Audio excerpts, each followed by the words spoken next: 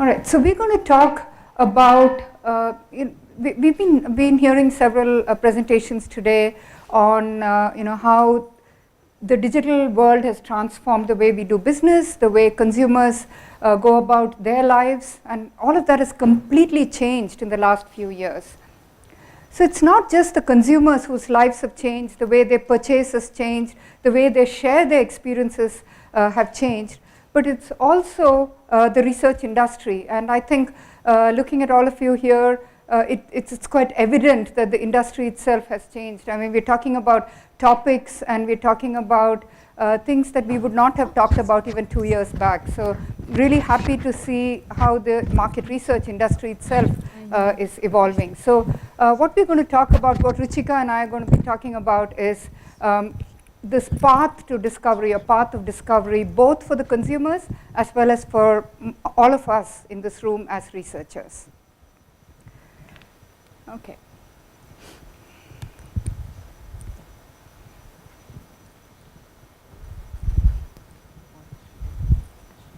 Do you know what to do?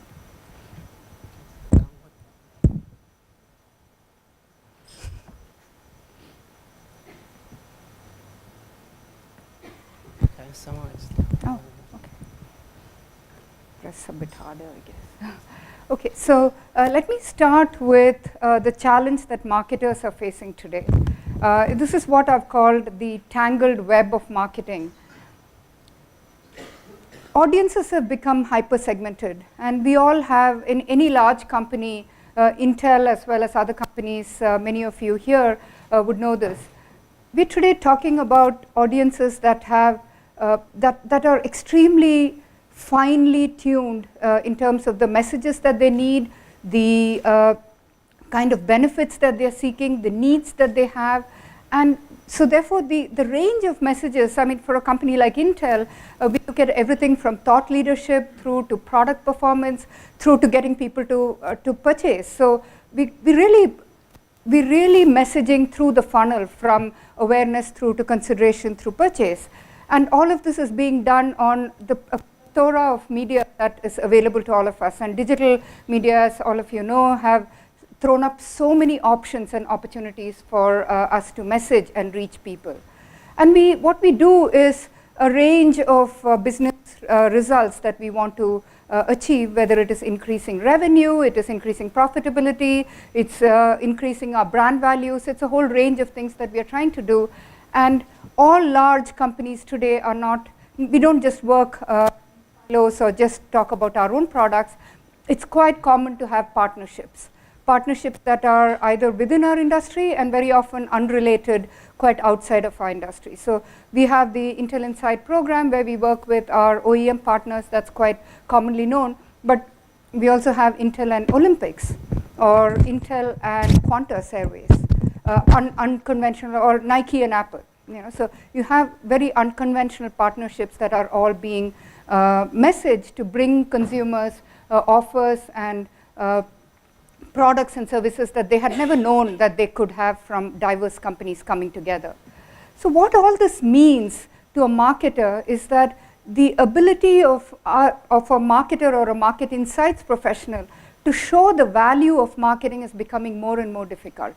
It's becoming extremely difficult to pull all this together, oftentimes because of organizational issues, because there are some of these data sources sit in silos in different organizations within the marketing organization itself, or the marketing and the sales don't talk to each other. So range of reasons, but also just the fact that there's just so many things that we are all trying to do, and it's really difficult to build models or to build equations that are going to throw up the value of marketing. So that's becoming, and as you know, for a CMO, the biggest challenge today is to show the value of the marketing investment that's being put in. Okay, but it's a huge opportunity for the research industry and the research community to help companies like mine to show this value, to pull all of this together.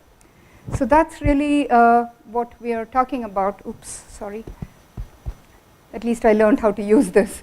The paradigm of research is significantly shifting in the last few years. And I was just remarking to Ruchira yesterday that probably in the last 2 years, we've had more change in the market research industry than we have in the past 25 years. So it's pretty amazing the pace at which research is changing. And I would say research today is a tech industry. The tech stack that we all need, we need to use from everything that we do to measure as well as communicate or dashboard or real-time access, all of that needs technology. And I think market research today is a technology industry as well. So we use a whole range of data sources, no longer a single data source which used to come out of surveys.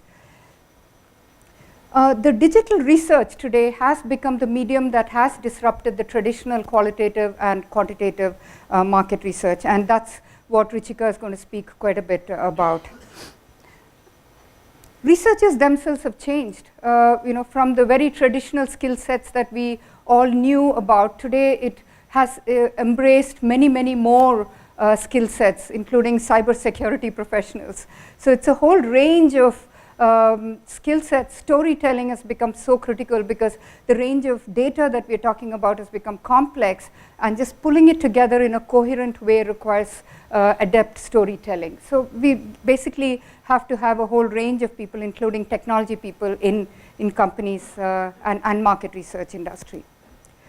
And finally, research is moving from being something that is certainty, and what we used to say was technical correctness, which was really what research used to be about. 95% confidence level, I can tell you that this is better than this.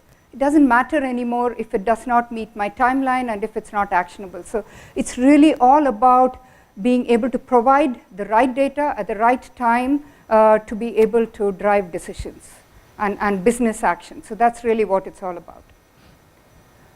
Okay, so this is data from 2015 from Statista, which showed that 70% of all research is quantitative, 16 is qual, and 14% is what they call the third dimension, which didn't exist. The data existed, whether you look at neuro data or IoT data, or you look at facial coding, you had a whole range of data that did exist, but they were just not being mined for market research purposes. So 2 years back, they said it's about 14%. I think today it's probably 20 to 25%. This range of third dimension that they've called. Okay, and that's going to grow. This is not to say that traditional survey research is going away.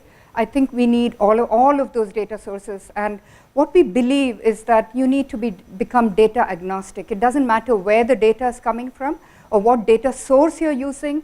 You have to use the right data source for the right business issue that you're trying to solve, and given the time and constraints that you have. All right, so that leads us to two questions that we'll try to answer in the rest of this presentation. First is, how can we understand consumers in this complex environment? Where do we reach them? Where do we talk to them? How do we even communicate with them in this purchase journey that they have, or their path to discovery? And secondly, do we have the right tools and the right skills to understand the consumer in today's really complex digital world? And so that's what we're going to be talking about in the rest of the presentation. With this, I'm handing it over to Ruchika. Thank you, Sunita. Hello. So we've been hearing a lot about how the digital world has been impacting clients or businesses. But what does the digital world mean to the consumers themselves and within the research domain? So if we see,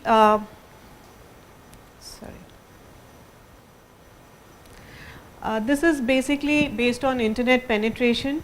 Today, we have digital touch points with the consumer at various levels in different markets. I think in the developed markets with the internet penetration, it's over 90%. But perhaps in the Asia Pacific markets, it could be in the range of 30 to 50 because of the smartphone, the advent of the smartphone. But prior to that, as I think Divya was mentioning, it was fairly low in some of these emerging economies.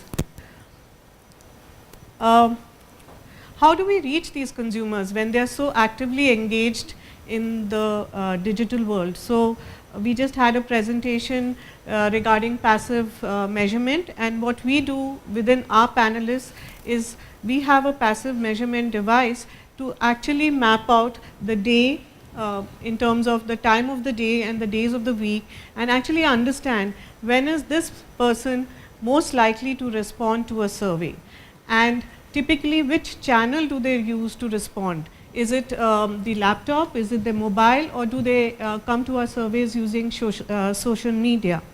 And also, where are they located? Do they respond in offices, or while they are commuting, or at home? So, this measurement actually allows us to target the consumers when they are most engaged. So, typically in India, we see that most panelists respond when they reach office. They use the office laptop, desktop to answer their surveys, while maybe in Indonesia, we had everyone responding when they were on their way home.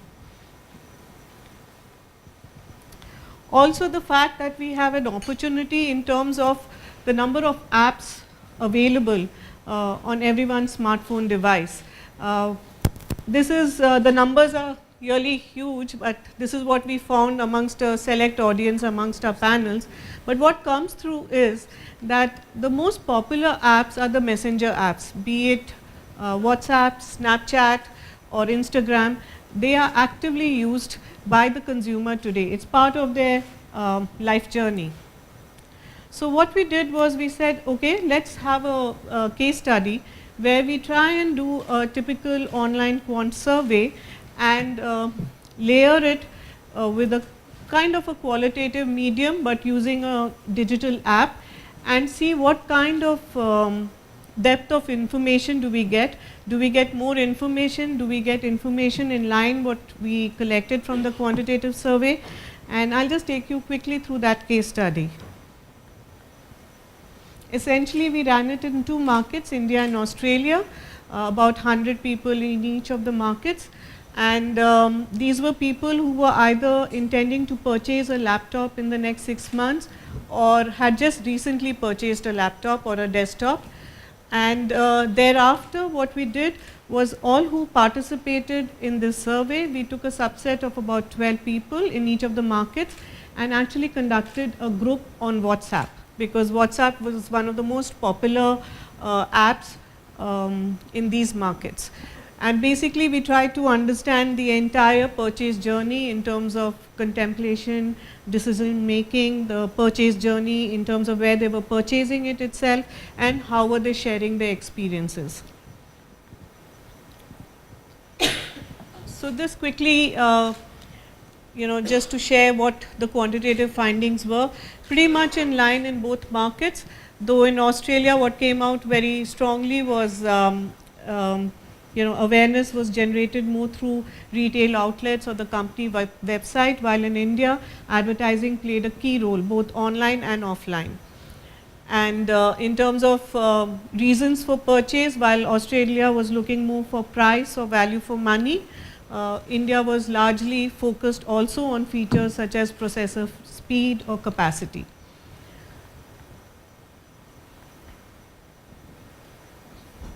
So, this is just showing you the entire journey and the key factors that came in. Like mentioned, in Australia we found awareness was more because of family, friends or the company website or the retail store, where in India advertising had a lot to play. While in terms of evaluation or satisfaction, in Australia people were happy to share it with family and friends and limit their interaction with the online medium. But in India, whether happy or sad, they were very vocal on it on social media or the other websites available. So, what we did was before, like I said, we said we've asked the consumers about how they went through their purchase journey, but let's listen to them, let's see what they're talking about. And that's when we did the WhatsApp study. I'm just going to show you what is the findings that we found. So, everyone was highly engaged during the WhatsApp study. We had people actually sharing almost 3 times a day, sharing abundance of pictures, because this was part of their lifestyle. It's not that we've asked them to download a special app or get used to that app. It's something that they were already familiar with, and a lot more richer, meatier data came out in terms of actual preferences and trends that were available, or actual timelines on when they were planning to buy a laptop. They also shared websites or blogs that they used to refer in terms of trying to decide which model to buy, or share their comments. And I think that would be a real gold mine for marketers, because these are purchase influencers, and you can ensure that you are featured favorably here, and this is not what could have come out in the quantitative study. I mean, they continue to share details, a lot of details in terms of the memory, the capacity, exactly what they wanted, what was giving them problems. And last but not the least, there was a lot of purchase still happening at retail stores. So retail stores still played a very big important role in the entire journey. So it's not to say everything's moved online. So therefore, it's a great opportunity for marketers and advertisers to see what more can be done at the retail stores.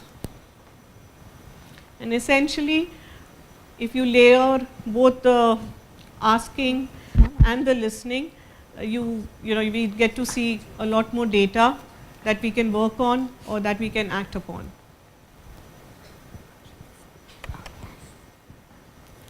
Since we are really short on, we are behind, we just quickly go to learnings and recommendations, and I'll just pass it on to Sunita. Thank you. Okay, so we set off to answer 2 questions. We said, how can we understand consumers in this really complex environment? And what we believe is that it is really important to catch people at the right place at the right time when they are engaged, and that's really critical. So understanding no matter what product, I think Cindy talked about the entire purchase journey in the banking industry, and so that's true of every single product category that we are all working on, and understanding paths to purchase or decision process journey is very, very critical in today's world. And then everything intersects that, whether it is segmentation or understanding consumers at various touch points, or what media to use at different touch points. All of those become critical, and if we map the purchase journey. The second question that we asked ourselves was, do we have the right tools as an industry or as a community? Do we have the right tools? Do we have the right skills to make this transformation in today's world? And the answer is really that it's interesting, because by the time you get, the change is happening so fast. I come from an industry which is changing on a daily basis. It's extremely dynamic, but I would dare say it's happening everywhere. So by the time you get the right tech stack, it's probably already changed, and it's time to look ahead. So we have to be, the only way to do this is to be constantly looking for new things. So look beyond your industry, look beyond things that are traditionally or typically used in research. Look at how, like messaging apps, I mean, it's not something that you would have thought of as a market research tool, but look beyond what we currently use and try and see what we can use to gain understanding or knowledge of data or insights about consumers. We have to leverage the passive behavioral data. There's so much data sitting out there which is fast, which is timely. A lot of people would say it is authentic because people have said it volitionally rather than us going and asking them, do you like this or do you like that? So leverage that along with the survey that you have. So it's not just about using new tools or new technologies, it's also about marrying traditional survey, asking questions with listening and with behavioral data. And getting those 2 pieces together is becoming really important. And we would say, based on this research that Borderless Access has done and everything that I've seen as well, we would say that listening plus asking or asking plus listening gives you much richer data than either one by itself. So we think marrying the two is critical to our future as a research community. So really, to end this, we're really talking about faster, deeper, and more integrated research data or insights data as our mantra, really, to have more actionable research. Okay, so those really are what's really critical, and this does need a new mindset. And I do think, listening to the talks that came before ours, that this group here is already well on that journey. But just to reiterate it, I'd say be open to new methodologies, new data sources wherever they come from. Be agnostic to data sources. Don't be married to anyone. It's not just digital or just survey data. Just look at everything around us that can give us data and insights. Curiosity is critical. I think one of the key things for us as researchers is the ability to ask. I think somebody before us talked about 5 layers of whys. So don't lose that curiosity of asking why, and so that we can get to the insight. And then storytelling skills is critical too. So dashboards are important. Real-time access of data is important. But just the ability to connect the dots across these complex data sources and being able to tell a coherent story is a very critical skill for research practitioners. So really, this path of discovery, it's right here. So what we wanted to say is, just enjoy the next, the day and a half that's left. I think there's some great papers that are being presented, great thought leadership that's coming out here.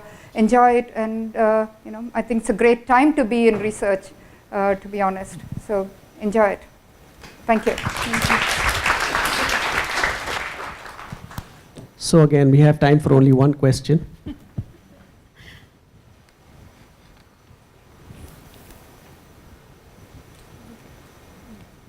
Okay, maybe I have a question, since nobody else and see. So great presentation, and you spoke repeatedly about being agnostic to data sources and also the way the MR industry is fundamentally changing. My question is, one is of course the plethora of data sources, and the other is the community, and I'm not talking about this group in the room, I'm saying more in general, a victim or rather a prisoner of some old mindsets. Let me kind of qualify that with a live example. About a couple of weeks back, we saw the UK election, one of the most watched elections in recent history, and all the opinion polls, barring YouGov and Survation, were absolutely off the mark. We saw this during Brexit, and then again during Trump's election, and I tracked the British elections quite closely. So YouGov and Survation kind of got it right because they got the youth vote much more accurately. All the others tried to use or overlay the old data by saying, oh, youth will never come out to vote in more than 45% to 50%, and even if they say yes, you can listen to them, but then you have to overlay the existing methodologies, and they all kind of, so the raw data was probably right, but what they kind of ultimately processed was wrong, because they were simply not willing to adapt or change or accept that maybe this time the voting patterns could be completely different. What's your take on that? Yeah, completely agree. In fact, I just read the Journal of Advertising Research, I think, and I was just reading it yesterday, and I think they had listed about 10 reasons. They were talking about the American polls, and they were listed about 10 reasons that they've got it wrong, and they covered everything from sampling to not predicting who will vote, and the voter bias, and the discomfort with saying that I'm going to vote for Trump, and they listed a whole range of topics, and I think the industry needs to dig itself out, and I think you're absolutely right. It has, I think, hurt the market research industry in a big way, and they had said that the last time this had happened was in 1948 in the US, when the polling industry got it this wrong, and they said that they came out with standards after that to re-establish the credibility of the market research industry, and that's going to happen sooner or later. It has to happen. I think the industry credibility has been hurt. Thank you. So let's put our hands together for Ruchika and Sunita. Thank you. Thank you.